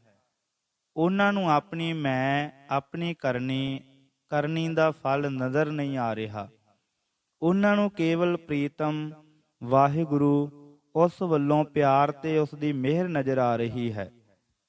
ਆਪਣਾ ਉਸ ਨਾਲ ਮਿਲਾਪ ਉਸ ਦੀ ਨਜ਼ਰ ਦਿਸ ਰਹੀ ਹੈ। ਆਪਾ ਭਾਵ ਜਿਸ ਵਿੱਚ ਗੁੰਮ ਹੈ। ਇਸੇ ਕਰਕੇ ਅੰਕ 9 ਵਿੱਚ ਗੱਲ ਨੂੰ ਹੋਰ ਖੋਲਦੇ ਹਨ, ਜਿੱਥੇ ਫਰਮਾਉਂਦੇ ਹਨ, ਸਹੀ ਆਸੇ ਸੁਹਾਗਣੀ ਜਿਨ ਸਹਿ ਨਾਲ ਪਿਆਰ ਜਿਓ। ਗੁਰਮੁਖ ਦਾ ਲੱਛਣ ਨਿਰਾ ਮਨੋ ਗਿਆਨ ਨਹੀਂ ਦੱਸ ਰਹੇ, ਪਰ ਸਹੁ ਨਾਲ ਪਿਆਰ ਦੱਸ ਰਹੇ ਹਨ। ਇਸ ਪ੍ਰਭੂ ਪ੍ਰੇਮ ਦੀ ਅਵਸਥਾ ਨੂੰ ਜੋ ਗੁਰਮੁਖ ਨੂੰ, ਜੋ ਕਿ ਅਸਲ ਤਤ ਗਿਆਨੀ ਹੁੰਦਾ ਹੈ, ਪ੍ਰਾਪਤ ਹੁੰਦੀ ਹੈ, ਗੁਰੂ ਜੀ ਉੱਚਾ ਦੱਸ ਰਹੇ ਹਨ। ਤੇ ਇਹ ਇੱਕ ਕਮੀ ਤੇ ਸੁਕਾਮ ਸੀ ਜੋ ਖੁਸ਼ਕ ਤੇ ਫੋਕੀ ਨਿਰੀ ਵਿਚਾਰ ਮਾਤਰ ਵਿੱਚੋਂ ਆਪ ਨੇ ਪ੍ਰਭੂ ਪ੍ਰੇਮ ਸਿਖਾ ਕੇ ਦੂਰ ਕੀਤਾ ਹੈ। ਸੋ ਐਸੇ ਪ੍ਰੇਮੀ ਪੁਰਖ ਨੂੰ ਦੱਸਦੇ ਹਨ ਕਿ ਉਹ ਆਪਣਾ ਹੁਕਮ ਮਨਾਉਂਦਾ ਹੈ, ਉਹਨਾਂ ਦੇ ਅੰਦਰ ਸ਼ਬਦ ਵਸਦਾ ਹੈ, ਉਹਨਾਂ ਨੂੰ ਪ੍ਰੇਮ ਮਿਲਦਾ ਹੈ ਤੇ ਗੁਰਮੁਖ ਬਣਦੇ ਹਨ। ਅੰਕ 10 ਵਿੱਚ ਦੱਸਦੇ ਹਨ ਕਿ ਇਹਨਾਂ ਨੂੰ ਭਾਣੇ ਮੰਨਣ ਦਾ ਸਵਾਦ ਆਉਂਦਾ ਹੈ। ਉਹਨਾਂ ਦੇ ਮਨਾਂ ਵਿੱਚ ਜੋ ਪ੍ਰਭੂ ਨਾਲ ਭਰਮ ਦਾ ਪਰਦਾ ਸੀ ਦੂਰ ਹੋ ਜਾਂਦਾ ਹੈ। ਸੋ ਵਿਚਾਰ ਕਰ ਲਓ ਕਿ ਜਿਸ ਦਾ ਭਰਮ ਦੂਰ ਹੋ ਗਿਆ ਉਹ ਗਿਆਨਵਾਨ ਹੋ ਗਿਆ। ਫਿਰ ਅੰਕ 11 ਵਿੱਚ ਫਰਮਾਉਂਦੇ ਹਨ ਕਿ ਉਹਨਾਂ ਦਾ ਹੰਕਾਰ ਦੂਰ ਹੋ ਜਾਂਦਾ ਹੈ। ਹੰਕਾਰ ਹੀ ਜੀਵ ਨੂੰ ਜੀਵ ਬਣਾਉਣੇ ਵਾਲੀ ਸ਼ੈ ਹੈ। ਸੋ ਇਹ ਵੀ ਲੱਛਣ ਉਹਨਾਂ ਦਾ ਪ੍ਰਭੂ ਵਿੱਚ ਸਮਾਏ ਹੋਣ ਦਾ ਵਾਚਕ ਹੈ। ਇਹਨਾਂ ਦੋਹਾਂ ਅੰਕਾਂ 10 ਤੇ 11 ਵਿੱਚ ਦੂਜੀ ਗੱਲ ਸਤਿਗੁਰੂ ਦੀ ਮਹਿਮਾ ਹੈ ਕਿ ਇਹ ਪ੍ਰੇਮਮਈ ਗੁਰਮੁਖਤਾਈ ਉਸ ਦੀ ਮਿਹਰ ਨਾਲ ਤੇ ਉਸ ਦੇ ਸਾਨੂੰ ਗੁਰਮਤ ਦੇ ਕੇ ਦੁਰਮਤ ਕੱਟ ਦੇਣ ਨਾਲ ਪ੍ਰਾਪਤ ਹੁੰਦੀ ਹੈ। ਅੰਕ 13 ਵਿੱਚ ਖੋਲ ਕੇ ਦੱਸਦੇ ਹਨ ਕਿ ਸਤਿਗੁਰੂ ਤੋਂ ਬਿਨਾਂ ਕਰਤਾ ਪੁਰਖ ਨਹੀਂ ਮਿਲਦਾ ਤੇ ਸਤਿਗੁਰ ਦਾ ਤਰੀਕਾ ਸਾਈਂ ਮੇਲਣੇ ਦਾ ਨਾਮ ਦੱਸਦੇ ਹਨ। ਕਰਮ ਕਾਂਡ ਦੇ ਤਰੀਕੇ ਦਾਨ, ਤਪ, ਜਗ ਆਦਿ ਨੂੰ ਸਾਫ਼ ਰੱਦ ਕਰਦੇ ਹਨ। ਇਹ ਫਰਮਾ ਕੇ ਸਭ ਥੱਕੀ ਕਰਮ ਕਮਾਏ ਜਿਓ। ਪਰ ਅੰਕ 12 ਵਿੱਚ ਸਤਿਗੁਰੂ ਦੀ ਦਿੱਤੀ ਵਾਹਿਗੁਰੂ ਜੀ ਦੀ ਅਮਰ ਕਰਨੇ ਵਾਲੀ ਬਾਣੀ ਦੇ ਰਸ ਵਿੱਚ ਭਰੇ ਸਤਿਗੁਰੂ ਜੀ ਵਾਹਿਗੁਰੂ ਜੀ ਨੂੰ ਸਾਖਿਆਤ ਦੇਖ ਰਹੇ ਉਸ ਦੇ ਸ਼ੁਕਰ ਵਿੱਚ ਭਰ ਕੇ ਵਾਕ ਕਰ ਜਾਂਦੇ ਹਨ ਕਿ ਤੇਰੀ ਬਾਣੀ ਅੰਮ੍ਰਿਤ ਹੈ। ਉਹ ਭਗਤਾਂ ਦੇ ਹਿਰਦੇ ਵਿੱਚ ਸਮਾ ਰਹੀ ਹੈ। ਇਸ ਨਾਲ ਹਿਰਦੇ ਦੁਆਰਾ ਤੇਰੀ ਸੇਵਾ ਹੁੰਦੀ ਹੈ। ਅੰਦਰ ਜੋ ਨਾਮ ਅਰਾਧਨ ਨਾਲ ਲੱਗੇ ਰਹੀਦਾ ਹੈ। ਇਹੀ ਪ੍ਰਭੂ ਦੀ ਸੇਵਾ ਹੈ। ਇਹ ਸੇਵਾ ਜਦ ਹਿਰਦੇ ਵਿੱਚ ਵਸ ਜਾਂਦੀ ਹੈ ਤਾਂ ਸੁੱਖਾਂ ਦੇ ਦਾਤੇ ਨਾਲ ਲੱਗੇ ਰਹਿਣ ਕਰਕੇ ਅਸਲੀ ਸੁੱਖ ਪ੍ਰਤੀਤ ਦੇ ਆਉਂਦਾ ਹੈ। ਸੋ ਮਨ ਵਿੱਚ ਇਸ ਸੁਤੇ ਹੀ ਸੁਖਦਾਈ ਸੇਵਾ ਨੂੰ ਵਸਾ ਲੈਣ ਨਾਲ ਸੁਖੀ ਹੋ ਜਾਈਦਾ ਹੈ, ਭਾਵ ਆਤਮ ਸੁੱਖ ਦੀ ਪ੍ਰਾਪਤੀ ਹੁੰਦੀ ਹੈ। ਇਸੇ ਅਵਸਥਾ ਉੱਤੇ ਸਾਈਂ ਤਰੁੱਠਦਾ ਹੈ ਤੇ ਭਗਤਾਂ ਨੂੰ ਆਪਣੀ ਨਜ਼ਰ ਨਾਲ ਨਿਸਤਾਰ ਲੈਂਦਾ ਹੈ। ਇੱਥੇ ਹੁਣ ਸਾਫ਼ ਦੱਸਿਆ ਹੈ ਕਿ ਭਗਤ ਸੁੱਖ ਵਾਲੀ ਅਵਸਥਾ ਵਿੱਚ ਪੁੱਜ ਕੇ ਪੂਰਨ ਸਾਈਂ ਸਮਾਈ ਵਾਹਿਗੁਰੂ ਦੀ ਨਜ਼ਰ ਨਾਲ ਪ੍ਰਾਪਤ ਕਰਦਾ ਹੈ। ਇਥੋਂ ਤੱਕ ਅੰਨ੍ਹੇ ਪੁਰਖ ਵਿੱਚ ਜਰਾ ਕੋ ਵਿਅਥ ਤੇ ਗੱਲ ਕਰਦੇ ਹੋਏ ਜੋ ਕੁਝ ਕਹਿ ਰਹੇ ਸਨ ਉਸ ਨੂੰ ਹੁਣ ਆਪਣੇ ਤੇ ਲਾ ਕੇ ਵਰਣਨ ਕਰਦੇ ਹਨ। ਜੋ ਆਪਣੇ ਦੁਆਰਾ ਕਥਨ ਕਰਨ ਤਾਂ ਉਹ ਵਧੇਰੇ ਅਸਰ ਕਰਦਾ ਹੈ। ਮੋਟੇ-ਮੋਟੇ ਅੱਖਰਾਂ ਵਿੱਚ ਨਹੀਂ ਬਚਨ ਕਰਦੇ, ਜੋ ਉਹਨਾਂ ਨਾਲ ਕਥਨ ਵਿੱਚ ਕੋਈ ਲੇਸ਼ ਹਉਦੀ ਨਾ ਆ ਜਾਵੇ। ਪਰ ਕਹਿਣਾ ਜ਼ਰੂਰੀ ਹੈ। ਆਪਣੇ ਮਿਹਰਾਂ ਭਰੇ ਕਾਰਜ ਨੂੰ ਜੋ ਕਰ ਰਹੇ ਹਨ, ਹੁਣ ਅੰਕ 14 ਤੋਂ ਹਉ ਪਦ ਮੁੱਢ ਵਿੱਚ ਰੱਖ ਕੇ ਦੱਸਦੇ ਹਨ। ਇੱਥੇ ਹਉ ਦਾ ਅਰਥ ਹਉਮੈ ਨਹੀਂ, ਪਰ ਮੈਂ ਹੈ। ਪਰ ਦੱਸਦੇ ਪਰਮ ਸ਼ੁਕਰ ਗੁਜ਼ਾਰੀ, ਨਿਮਰਤਾ ਤੇ ਹਉ ਰਹਿਤ ਰਸਮਈ ਅਵਸਥਾ ਵਿੱਚ ਹਨ। ਪਹਿਲੇ ਕਥਨ ਵੀ ਸਤਿਗੁਰੂ ਦੇ ਸ਼ੁਕਰ ਤੋਂ ਸ਼ੁਰੂ ਕਰਦੇ ਹਨ ਤੇ ਉਸ ਤੋਂ ਸਦਕੇ ਹੁੰਦੇ ਹਨ, ਤੇ ਉਸ ਦਾ ਰਸਤੇ ਪਾਉਣਾ ਤੇ ਨਦਰ ਦੀ ਨਦਰ ਹੋ ਜਾਣੀ ਤੇ ਸਾਈਂ ਨਾਲ ਵਸਲ ਹੋ ਜਾਣਾ ਵਰਣਨ ਕਰਦੇ ਨੇ। ਜੋ ਉਸ ਤੋਂ ਸਦਕੇ ਹੋਣ ਦੀ ਰਸਮਈ ਬੇਖੁਦੀ ਦੇ ਭਾਵ ਵਿੱਚ ਲੈ ਜਾਂਦਾ ਹੈ ਤੇ ਆਪਾ ਘੁਮਾ ਦੇਣ ਦੇ ਰੰਗ ਲਾ ਦਿੰਦਾ ਹੈ। ਉਸ ਰੰਗ ਲੱਗੀ ਅਵਸਥਾ ਦਾ ਵਰਣਨ ਅੰਕ 15 ਵਿੱਚ ਕਰਦੇ ਹਨ ਕਿ ਤੂੰ ਸਾਨੂੰ ਸਭਨਾਂ ਵਿੱਚ ਸਮਾ ਰਿਹਾ ਦਿਸ ਰਿਹਾ ਹੈ। ਸਭ ਮਹਿ ਰਵ ਰਹਿਆ ਪ੍ਰਭ ਏਕੈ, ਪੇਖ ਪੇਖ ਨਾਨਕ ਬਿਗਸਾਈ। ਕਾਨੜਾ ਮਹੱਲਾ ਪੰਜਵਾ। ਉਂਝ ਤਾਂ ਕਰਤਾਰ ਨੇ ਆਪਣੇ ਆਪ ਨੂੰ ਲੁਕਾ ਰੱਖਿਆ ਹੈ, ਪਰ ਗੁਰੂ ਦੁਆਰਾ ਪ੍ਰਗਟ ਹੋ ਜਾਂਦਾ ਹੈ, ਕਿਉਂਕਿ ਗੁਰੂ ਵਿੱਚ ਉਸਨੇ ਆਪਣੀ ਜੋਤ ਰੱਖੀ ਹੋਈ ਹੈ। ਜਿਸ ਤਰ੍ਹਾਂ ਗੁਰ ਮਹਿ ਆਪ ਰਖਿਆ ਕਰਤਾਰੇ, ਮਾਰੂ ਮਹੱਲਾ ਪਹਿਲਾ ਸੋਲ੍ਹੇ। ਅੰਕ 16 ਵਿੱਚ ਵੀ ਵਾਹਿਗੁਰੂ ਦੀ ਮਿਹਰ ਦਾ ਇਕਰਾਰ ਤੇ ਸ਼ੁਕਰ ਹੈ। ਆਪੇ ਉਸਨੇ ਦੇਹ ਤੇ ਜੀਵ ਦਿੱਤਾ, ਆਪੇ ਗੁਰੂ ਹੋਣ ਦੀ ਵਡਿਆਈ ਦਿੱਤੀ। ਦੋਏ ਹੱਥ ਮੱਥੇ ਤੇ ਧਰ ਕੇ ਐਨ ਉੱਚਾ ਕੀਤਾ ਕਿ ਕਦੇ ਕਿਤੇ ਕਾਂਪ ਨਹੀਂ ਖਾਣ ਦਿੱਤੀ, ਕਿਤੇ ਪੈਜ ਪਿਛੌਡੀ ਨਹੀਂ ਹੋਣ ਦਿੱਤੀ, ਸਦਾ ਪੈਜ ਰੱਖਦਾ ਰਿਹਾ ਹੈ। ਅੰਕ 17 ਵਿੱਚ ਉਹੀ ਆਪਣੀ ਅਲੂਹੀਅਤ ਦੀ ਉੱਚ ਅਵਸਥਾ ਹਉ ਰਹਿਤ ਇਬਾਰਤ ਵਿੱਚ ਜਾਰੀ ਹੈ। ਵਾਹਿਗੁਰੂ ਪ੍ਰੇਮ ਤੇ ਵਾਹਿਗੁਰੂ ਮਿਹਰ ਦੀ ਨਦਰ ਦੀ ਆਪੇ ਮੇਲ ਲੈਣ ਵਾਲੀ ਦਾਤ ਪਾ ਕੇ ਮੇਰੇ ਸੰਜਮ ਸਰੀਰਕ ਸਾਧਨ ਤੇ ਬੁੱਧੀ ਦੀ ਚਾਤਰੀ ਦੇ ਦਾਰਸ਼ਨਿਕ ਫਲਸਫੇ ਆਦਿ ਦੇ ਖਿਆਲ ਹੇਠਾਂ ਰਹਿ ਗਏ ਹਨ। ਜਿਸ ਨੇ ਮੈਨੂੰ ਨਿਵਾਜਿਆ ਹੈ ਉਹ ਸਭ ਕੁਝ ਜਾਣਦਾ ਹੈ। ਨਾ ਕੇਵਲ ਮੇਰੀ ਅਲੋਹੀਅਤ ਦਾ ਅੰਦਰਲਾ ਅਹਿਸਾਸ ਕਮਾਲ ਦਾ ਹੈ, ਸਗੋਂ ਸਾਰੇ ਲੋਕ ਵੀ ਇਸ ਗੱਲ ਨੂੰ ਸਮਝ ਗਏ ਤੇ ਮੈਨੂੰ ਸਤਿਕਾਰ ਨਾਲ ਮਿਲਦੇ ਨਮਸਕਾਰਾਂ ਕਰਦੇ ਹਨ। ਇਹ ਪ੍ਰਗਟ ਪ੍ਰਤਾਪ ਵੀ ਦਾਤੇ ਪ੍ਰਭੂ ਨੇ ਦਿੱਤਾ ਹੈ। ਗੁਰੂ ਜੀ ਇੱਥੇ ਪ੍ਰਗਟ ਪ੍ਰਤਾਪ ਨੂੰ ਕੋਈ ਵਡਿਆਈ ਨਹੀਂ ਦੇ ਰਹੇ, ਪਰ ਪ੍ਰਗਟ ਪ੍ਰਤਾਪ ਦੀ ਵਡਿਆਈ ਕਰਤਾਰ ਨੂੰ ਦੇ ਰਹੇ ਹਨ। ਆਪ ਤੇਜ ਪ੍ਰਤਾਪ ਦੀ ਵਾਂਛਾ ਤੋਂ ਉੱਪਰ ਰੱਬੀ ਰੰਗ ਵਿੱਚ ਹਨ ਤੇ ਸ਼ੁਕਰ ਵਿੱਚ ਡੁੱਲ ਡੁੱਲ ਪੈ ਰਹੇ ਹਨ। ਅੰਕ 18 ਵਿੱਚ ਆਮ ਤੌਰ ਤੇ ਜਾਪਦਾ ਹੈ ਕਿ ਆਪ ਜੀ ਆਪਣੇ ਦੁਆਰਾ ਉੱਚ ਅਵਸਥਾਵਾਂ ਦੇ ਵੇਰਵੇ ਉਪਦੇਸ਼ ਰੂਪ ਕਰਕੇ ਜਗਤ ਦੇ ਦਾਨਿਆਂ ਨੂੰ ਰਸਤੇ ਪਾ ਰਹੇ ਹਨ। ਅਰਥਾਤ ਇਹਨਾਂ ਅੰਕਾਂ ਦੇ ਅਰਥ ਅਨੈ ਪੁਰਖ ਜਾਂ ਦੂਸਰਿਆਂ ਬਾਬਤ ਸਮਝੇ ਜਾਂਦੇ ਹਨ। ਪਰ ਜੇ ਸਮਝੀਏ ਕਿ ਆਪਣੀ ਸਵੈ ਜੀਵਨੀ ਦਾ ਕੋਈ ਉੱਚਾ ਪਹਿਲੂ ਉਪਦੇਸ਼ ਰੂਪੀ ਦਰਸਾ ਰਹੇ ਹਨ, ਅਰਥਾਤ ਗੁਰੂ ਜੀ ਆਪਣੇ ਬਾਬਤ ਕਥਨ ਕਰ ਰਹੇ ਹਨ ਤੇ ਹਉ ਰਹਿਤ ਤਰਜ ਵਰਣਨ ਦੀ ਵਰਤ ਰਹੇ ਹਨ, ਤਾਂ ਵੀ ਸੱਚ ਤੋਂ ਦੂਰ ਨਹੀਂ ਜਾਈਦਾ। ਮੇਰੀ ਕਰਨੀ ਕਰਤੱਤਵ ਗਿਆਨ ਧਿਆਨ ਸੰਜਮ ਮੇਰੀ ਸੇਵਾ ਬੰਦਗੀ ਨਹੀਂ ਗਿਣ ਰਹੇ, ਨਾ ਆਪਣੇ ਕੋਈ ਕੁਦਰਤੀ ਜਾਂ ਪ੍ਰਾਪਤ ਕੀਤੇ ਗੁਣਾਂ ਦਾ ਮਾਣ ਜਾਂ ਕਾਰਨ ਦੱਸ ਰਹੇ ਹਨ।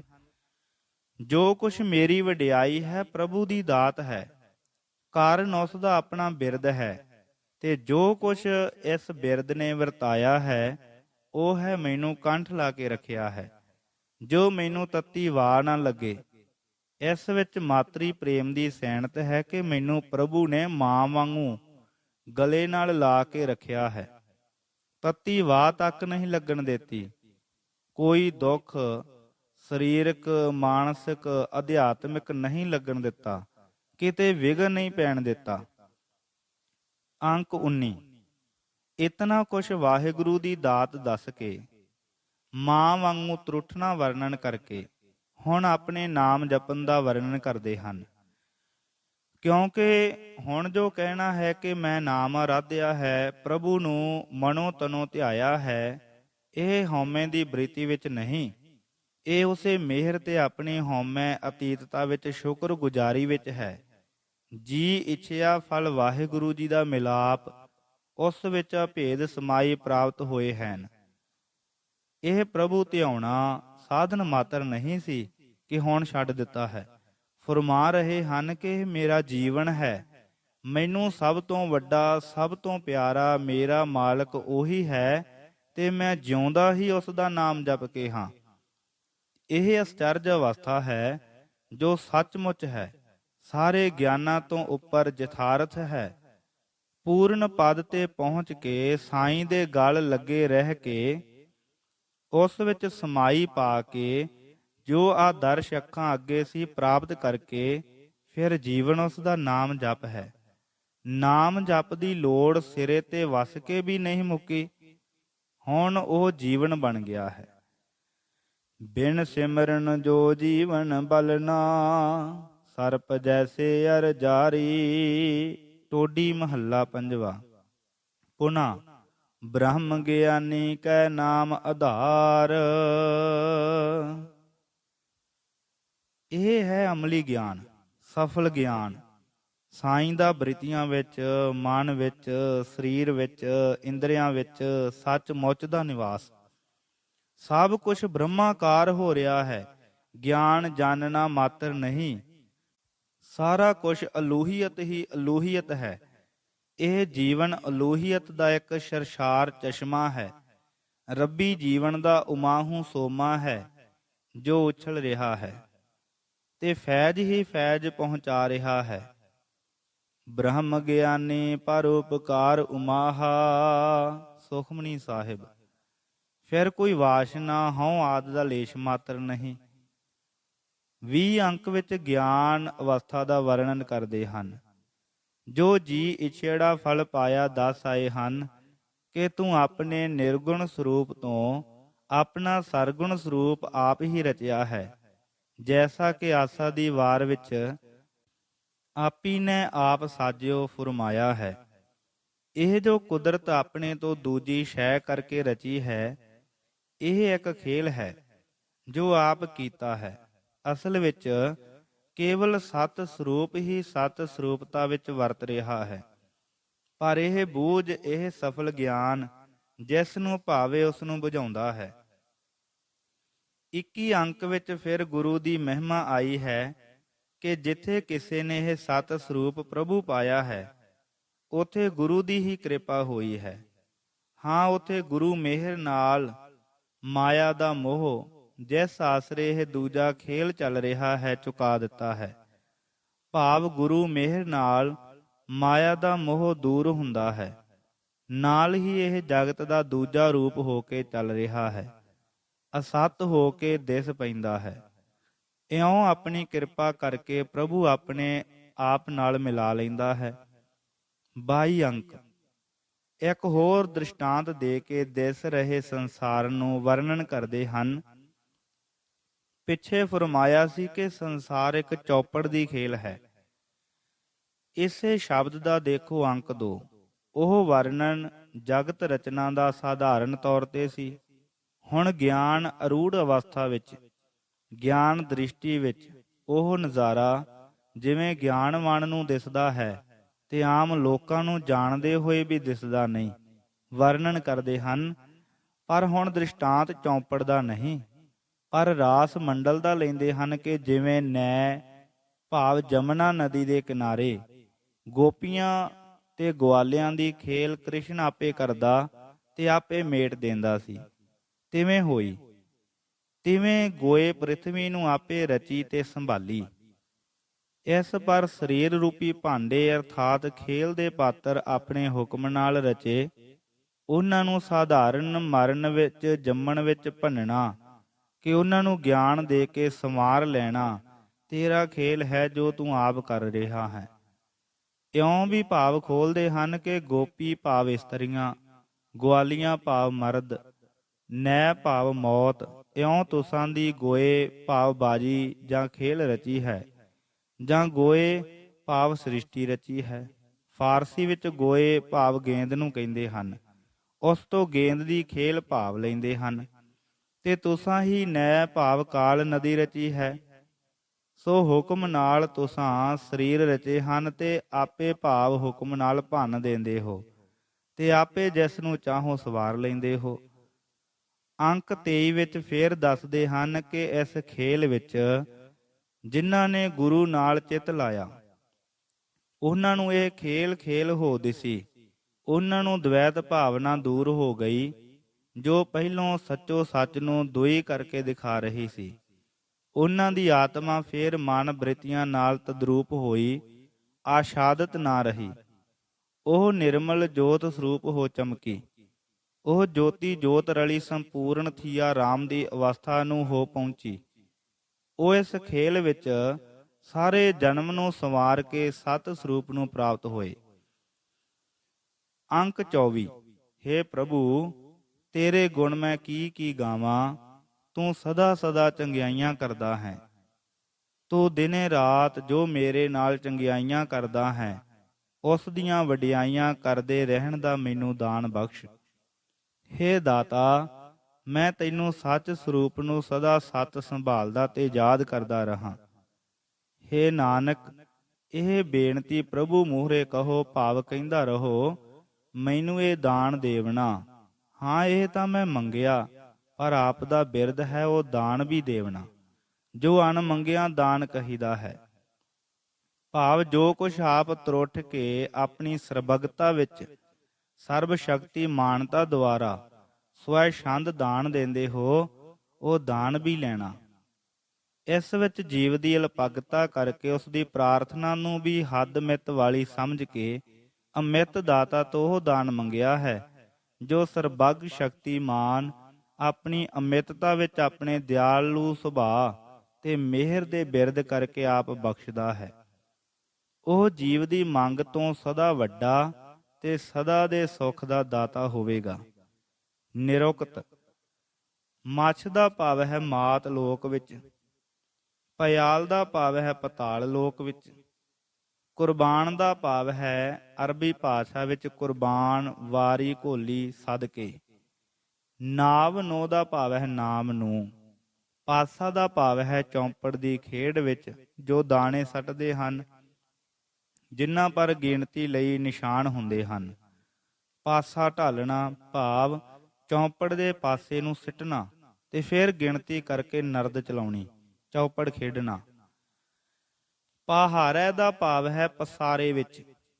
ਪ੍ਰਤਾਪ ਦਾ ਭਾਵ ਹੈ ਬਹੁਤਾ ਜਲਦਾ, ਦੁਖੀ ਹੁੰਦਾ, ਦੁਖੀ ਹੋ ਲੋਚਦਾ, ਵਿਆਕੁਲ ਹੋ ਲੱਭਦਾ। ਪਰਮਗਤ ਦਾ ਭਾਵ ਹੈ ਪੂਰਨ ਮੁਕਤੀ। ਸੁਰ ਨਰ ਦਾ ਭਾਵ ਹੈ ਸ੍ਰੇਸ਼ਟ ਸੱਜਣ ਪੁਰਖ। ਨੰਬਰ 2 ਦੇਵਤੇ ਤੇ ਮਨੁੱਖ। ਖੁਆਇਆ ਦਾ ਭਾਵ ਹੈ ਖੁੰਝਾਇਆ ਹੋਇਆ, ਭੁਲਾਇਆ ਹੋਇਆ। ਪ੍ਰਤਾਪ ਦਾ ਭਾਵ ਹੈ ਬਹੁਤ ਜਲਨ, ਦੁੱਖ। ਪ੍ਰਤਾਪ ਕਈ ਥਾਂ ਪ੍ਰਤਾਪ ਦੇ ਅਰਥ ਦਿੰਦਾ ਹੈ ਐਸ਼ਵਰਜ। ਸਹਿ ਦਾ ਭਾਵ ਹੈ ਸ਼ਹੁ, ਪਤੀ ਭਾਵ ਪਰਮੇਸ਼ਰ ਰੂਪ ਪਤੀ।